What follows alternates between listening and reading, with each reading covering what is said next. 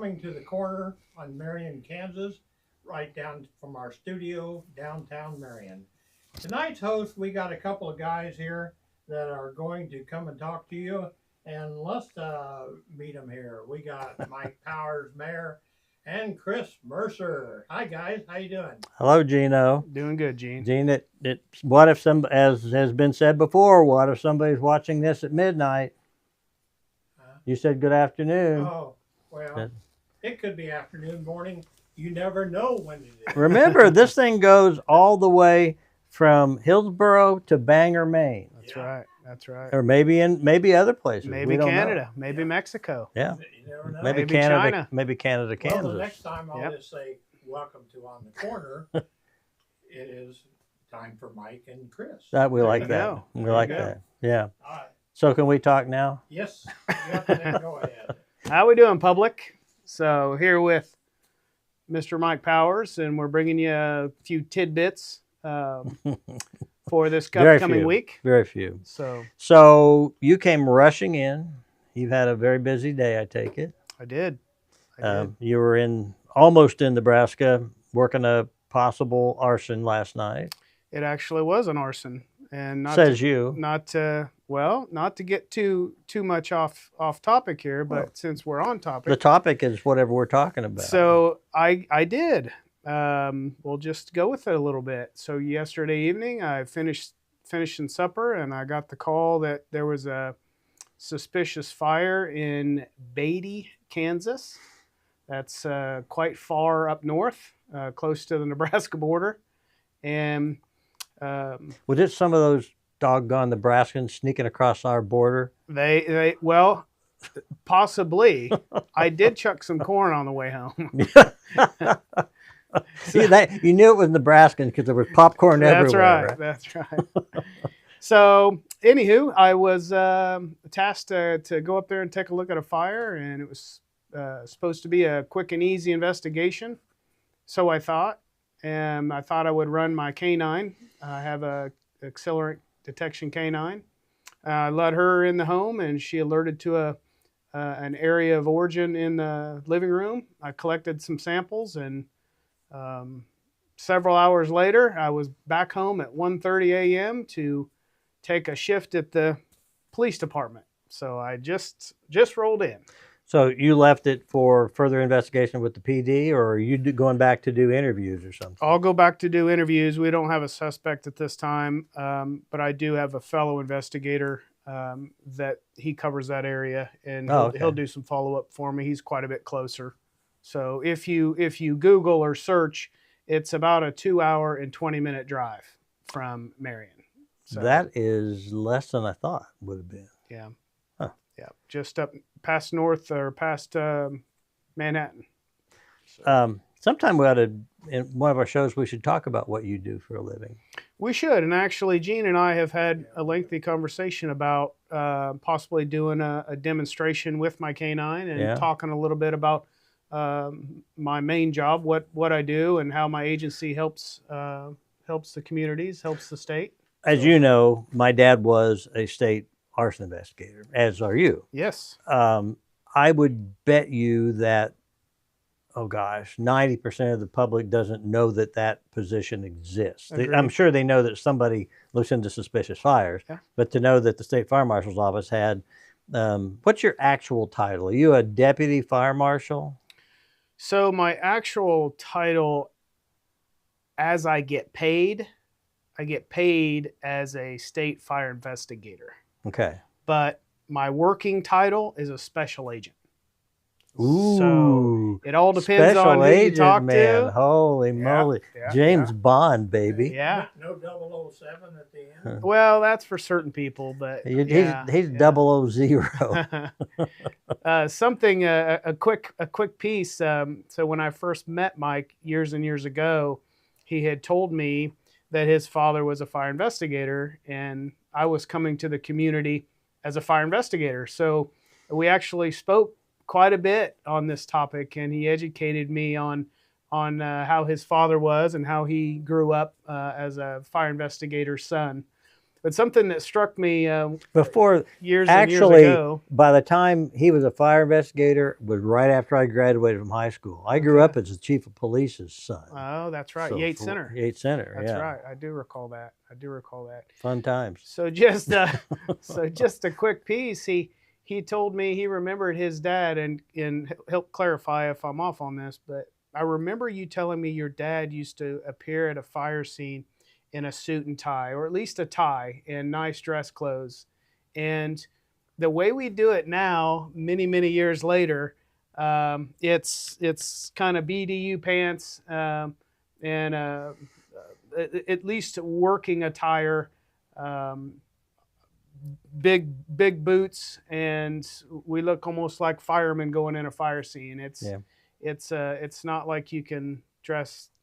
They had formal these anymore. coverall things they would put on over their regular Yep. clothes. I still have those. I rarely use them because they're hard to maneuver, Yeah, hard to I'm move sure. around in, Yeah. bend down, scoop up evidence, etc. So, but Speaking of clothes, I am not in I'm my... glad you're wearing some. Yeah. But go ahead. Oh, we're all very glad. Yeah.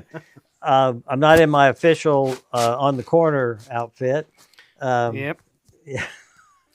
I First- tell you, we've had this discussion about 30 minutes before we started here.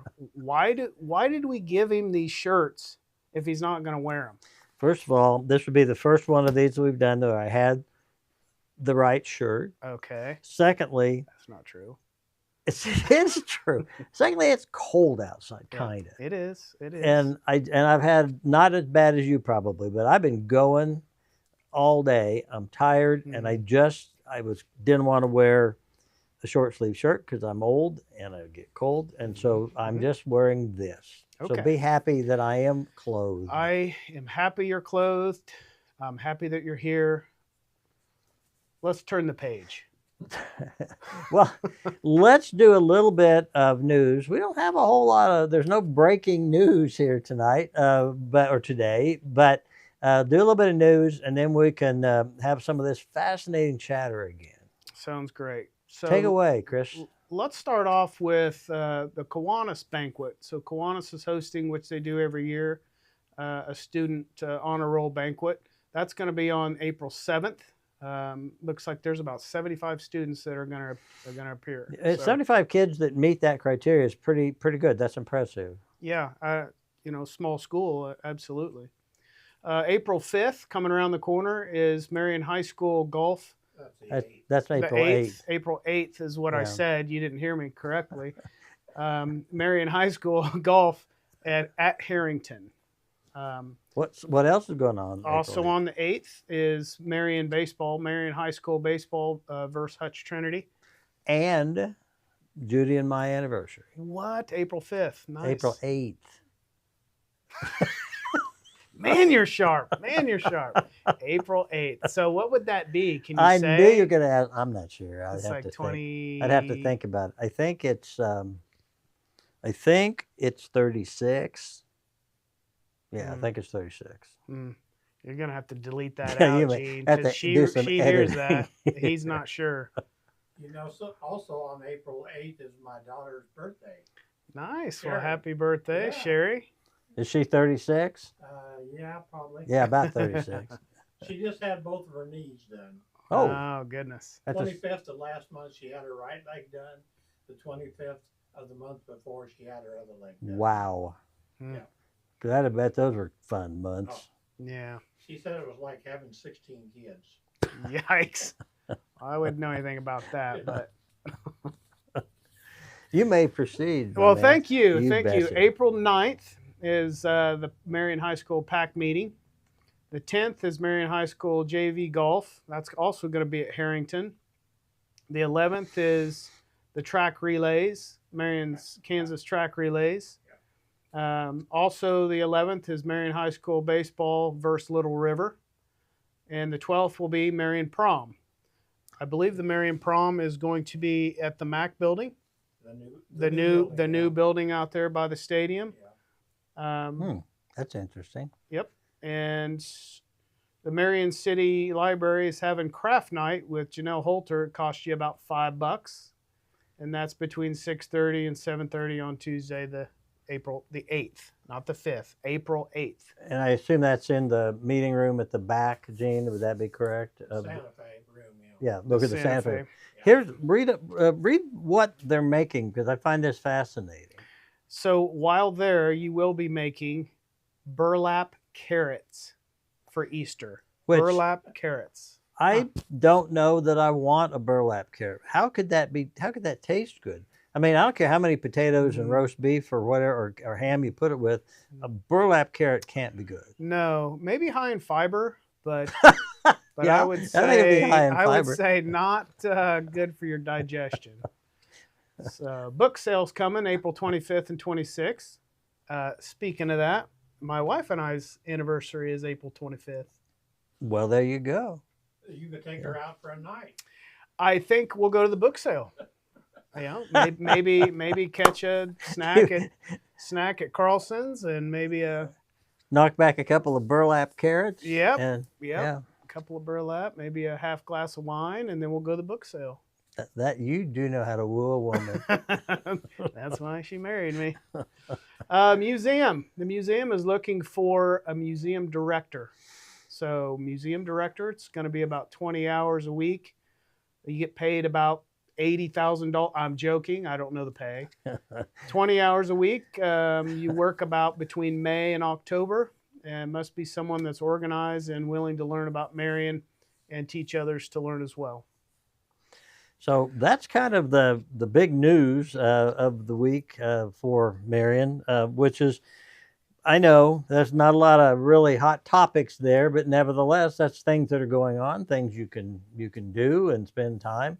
And so we invite you, if you have interest in any of those things, reach out to the school or the museum or whatever, the library, not library, yeah, the library or the museum, and you can get more information about those things.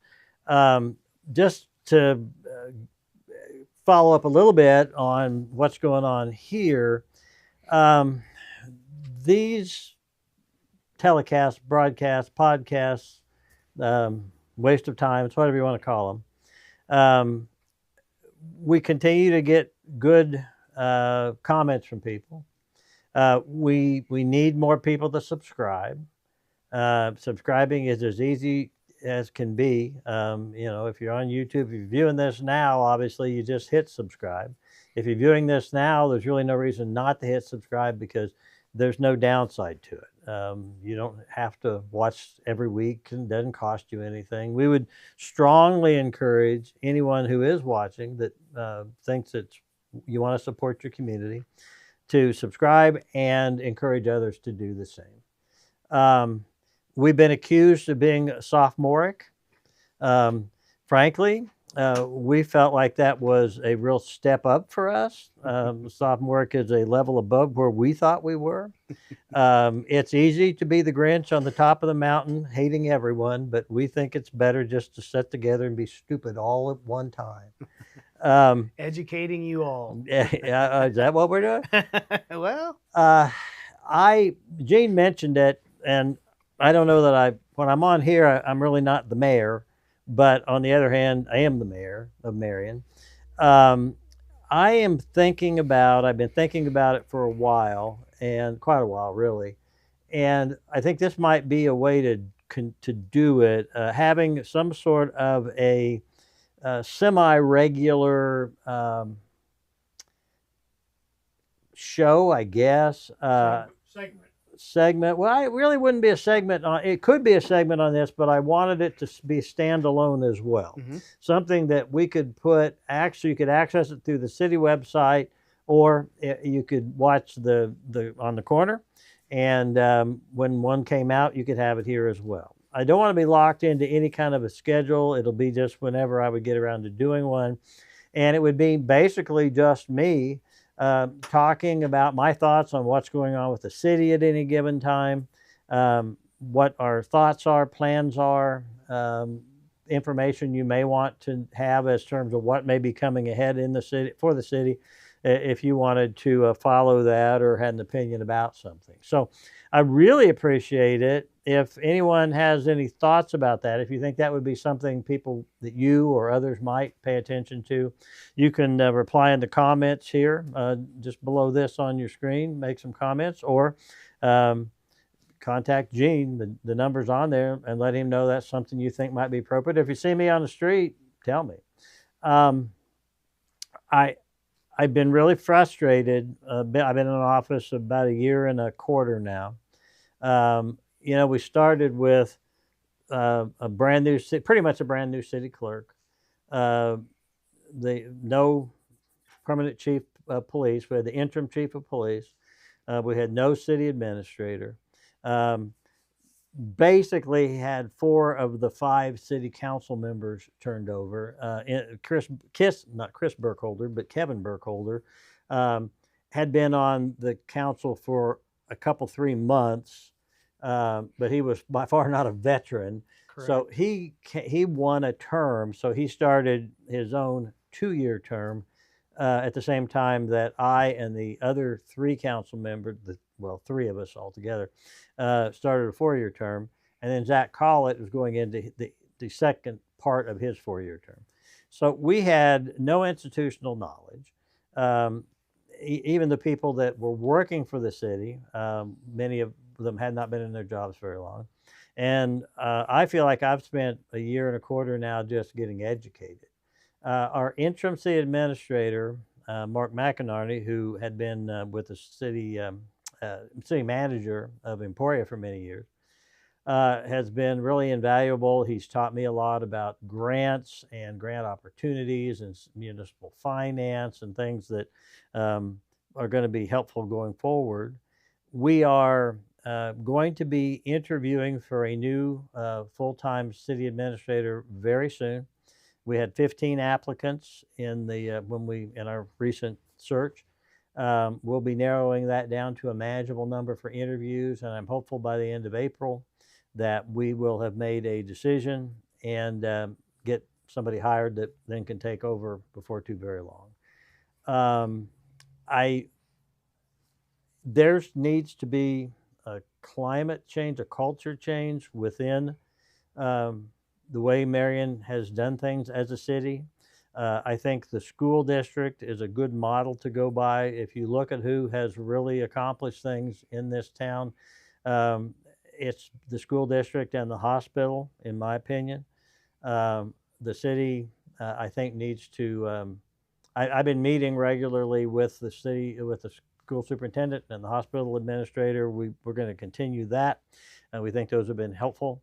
But I want to get the city up and running, and we have some ideas about some things that would, I think, make quality of life in Marion better. You've got infrastructure you need to maintain. You've got programming that is the important stuff for the city, and you have to have the finances, all that. But then you got quality of life.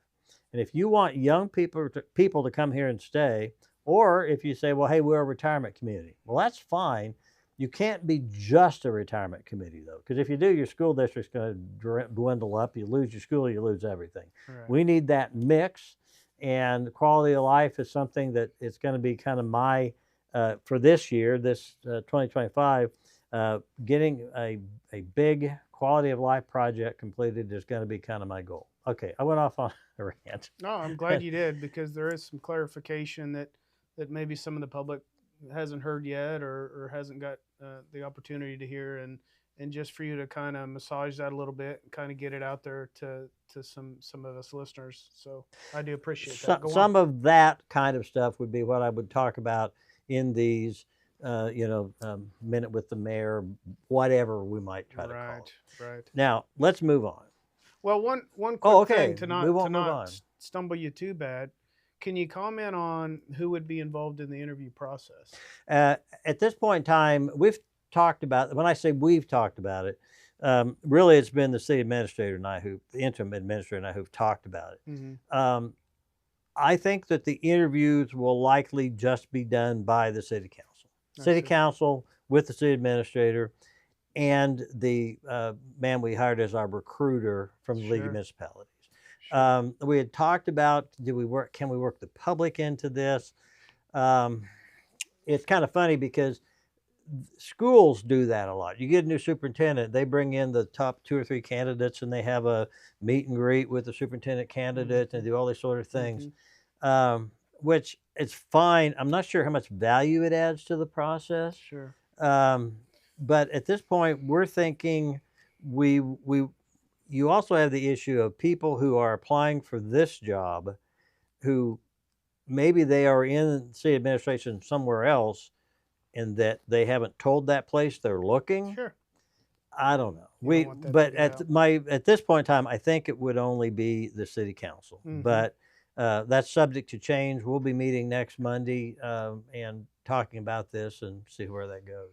Well, I'll tell you, my thought on that is maybe the Hillsborough city administrator. Matt Stiles is a pretty sharp guy, and to have someone that's vested in the community, not Marion, but in Marion County, and has been doing his job for a little while, I don't know. That's kind of what I was thinking is. I think that with the 2 professionals we have, Mark McInerney,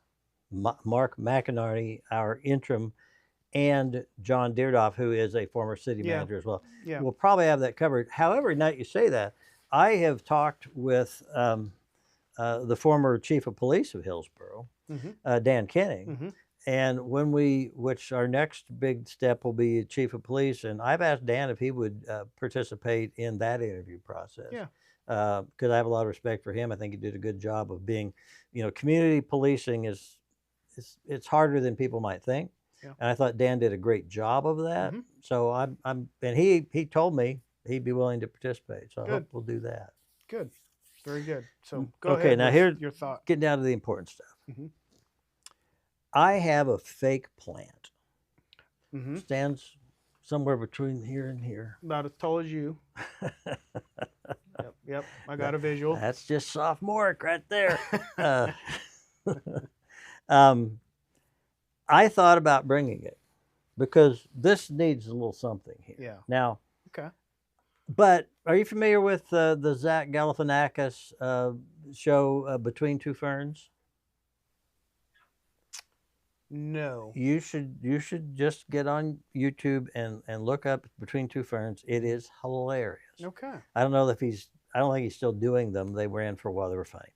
But the guests were between 2 ferns. Okay. I don't want to be accused of, I thought just a plant. So it'd be beside a plant. But my point is, it might jazz this up just a little bit. It might. It would also jazz it up. Do I have to water this plant, or is it a fake plant? You can water it, Gene. Yeah, I'll let you figure that out. I'm afraid of how you water it. Another thing that would make it look really nice, the setting, is if you would wear that shirt once. I am wearing this shirt. The on the corner shirt. So try to think about that next time. Okay, before we go, I do want to respond to the Nimrods who did this last week. Define Nimrod. Look at last week's episode. Go ahead. Just watch last week's episode.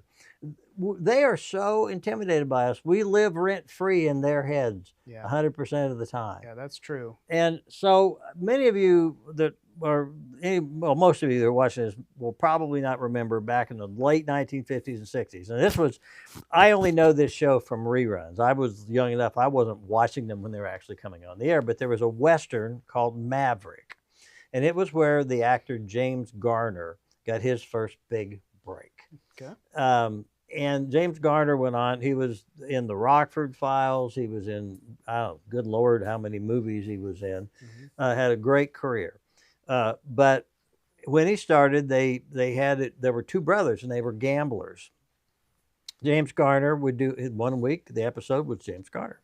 Next week, the episode would be his supposed brother, and it was an actor named Jack Kelly.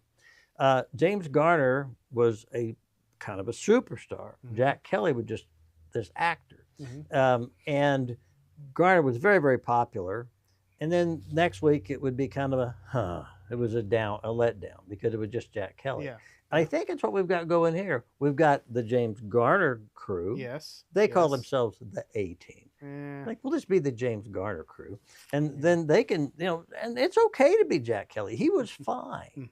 But they shouldn't worry about it so much. No, they shouldn't. So, Hopefully they'll come around.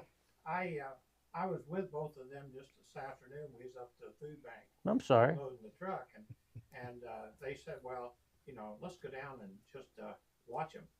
And Jeremiah said, well, I got to go do something at the school and be a judge. And Darren said, well, he had something else come up too. So ended up that nobody showed up. I think it would have been good had they been there. They could have learned something. They could have watched. Yeah. Watch what's going on. Yeah. Well, they can just watch it Monday. They can. They can. And all they have to do is they can subscribe if they'll just hit subscribe on there. That's right. And then we go up by 2 people. Yeah. I just looked on the website and we got 75 people. Nice. Right now. Nice. 75. It's here's the thing. We know that this is not the Daily Show or any of the late night. It just is what it is. It's local people talking about things going on in their small town. And if others want to criticize it, they can knock themselves out, but we're going to keep doing it. That's right. And I think I think it's going to grow. We know that with our MCTV and our sports work that we do, we grew that to over 1,000 subscribers. Most people knowing anything about podcasts would say 1,000 subscribers is not enough to bother doing the podcast. But when you're in a town of 2,000, it's a big deal. It's a big deal. Yeah. So that leads me into the next comment, which is what we've been talking about in the beginning, and that is, if you want to come and interview, or if you have something, if you have something to bring, absolutely, share that with Gene or get with one of us, and maybe we can work something out where you may have something that you want to share or be interviewed about, or you have a demonstration or a hobby that you want to bring that you want the public to see. By all means, get with us. It doesn't have to be just, the studs here of this group. It could be any one of you out in the public, and we can get you involved as well. And if you want one of us to help by, you have something you want to talk about, we could ask you about that, ask you questions, kind of help you get through what you want to do. Yeah. And if you don't want to be sophomoric, we could be highfalutin. We'll be, we'll get up there. We're a tie. That's right. Gene? That it? That's it. Off to you. It ain't much, but it's the best we can do tonight. Take care. See ya.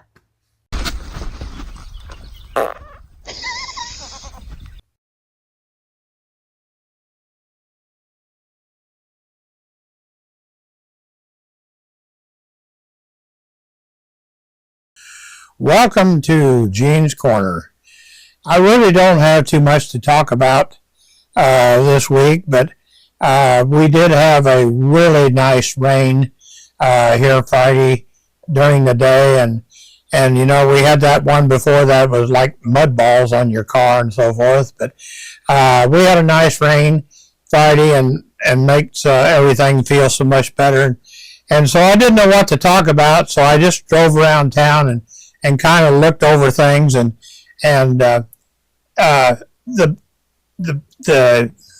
trees are so beautiful this time of the year.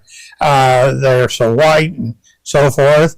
I took 3 shots of trees or different around town, and they are so nice. The other thing, I went by the cemetery, and you remember the wall that was falling down out there? They got that all fixed, and it really looks nice. The other thing was, I was around looking at the new housings that were being built. This is down on South 3rd Street, just off of the block. The gentleman has come in, and he's put in 4 duplexes here, which serves a total of 8 families. These are the 2 on the east, and these are the other 2 to the west.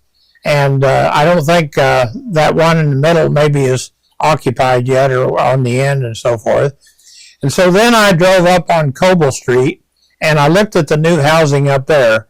And I just took some pictures. If you haven't been out there on Coble Street now, that they got a whole line of new houses here. This is kind of the ones that, this one here was the one that was built by an individual and went in there, and they are living in it now. These here are the ones that was all made alike down there before and so forth. And here is the end of it down here. And so that's kind of those. And I just wanted to talk to you just a minute or two about our podcast. Right now we have a total of 75 subscribers. And we would like you, if you're watching this, just in the lower right-hand corner, just click on it and the subscribe button, and that'll put another subscriber to our credit. And the more subscribers we have, it really helps us on YouTube, because when we get more than, like on our MCTV, we got about 1,100 subscribers, and they offer some deals to us on YouTube, which is a lot better for us.